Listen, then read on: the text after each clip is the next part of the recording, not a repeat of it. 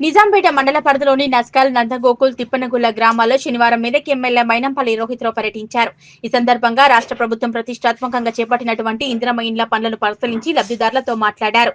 ఇండ్ల పనులను త్వరితగతిన పూర్తి చేసుకుని విడతల వారీగా డబ్బులను వారి ఖాతాలో జమ చేయడం జరుగుతుందన్నారు. ఈ సందర్భంగా ఆయన మాట్లాడుతూ మండలంలోని పలు ఇందిరమ్మ ఇండ్లను సందర్శించామన్నారు. గ్రామాల్లో ప్రజలు 10 ఏళ్ల బీఆర్ఎస్ పాలనలో అభివృద్ధి జరగలేదన్నారు. కాంగ్రెస్ ప్రభుత్వం అధికారంలోకి రాగానే నిరుపేదలకు ఇందిరమ్మ ఇండ్లు నిర్మించడం, గ్రామంలోని ప్రజలు సంతోషంగా ఉన్నారని, భవిష్యత్తులో నిజాంపేట మండలాన్ని మరింత అభివృద్ధి బాటలోకి తీసుకెళ్తామన్నారు. అనంతరం బచ్చిరాజుపల్లి, జడ్చెరువు తండా గ్రామాల్లో ఐకేపీ ఆధ్వర్యంలో ఏర్పాటు చేసిన ధాన్యం కొనుగోలు కేంద్రాలు ప్రారంభించారు. ప్రభుత్వం ఏర్పాటు చేసినటువంటి ధాన్యం కొనుగోలు కేంద్రాలను సద్వినియోగం చేసుకోవాలన్నారు.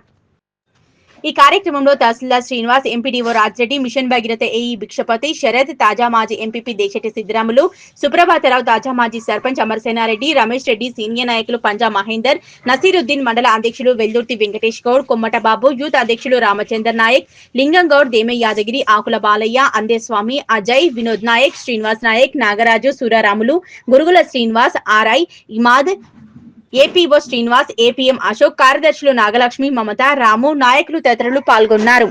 నిజాంపేట్ మండల్లో పలు గ్రామాలకు వెళ్ళి మరి అన్ని ఇంద్రమ్మ ఇల్లులు కూడా సందర్శించడం జరిగింది. మరి ఎక్కడికి పోయినా ప్రజలు ఒకటే చెప్తా ఉన్నారు, గత 10 ఏళ్ళు మరి ఇల్లులు ఇస్తామని చెప్పి మోసం చేయడం. మరి ఎక్కడ ఏ గ్రామంకి పోయినా ప్రజలు ఒకటే చెప్తా ఉన్నారు, గత 10 ఏళ్ళు మరి ఇల్లులు ఇస్తామని చెప్పి గత పాలకులు, గత ప్రభుత్వం మోసం చేయడం జరిగింది.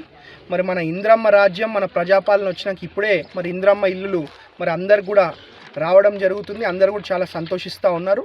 కాబట్టి ఇదే కాదు, బ్రహ్మాండంగా భవిష్యత్తులో నిజాంపేట్ మండల్ని, మెదక్ నియోజకవర్గాన్ని అభివృద్ధి, సేవా, సంక్షేమ కార్యక్రమాలలో ముందుంచుతూ అన్ని విధాలుగా ప్రజల కష్టాలు తెలుసుకుంటూ అన్ని కష్టాలు కూడా తీర్చుకుంటూ ముందుకు పోతాం.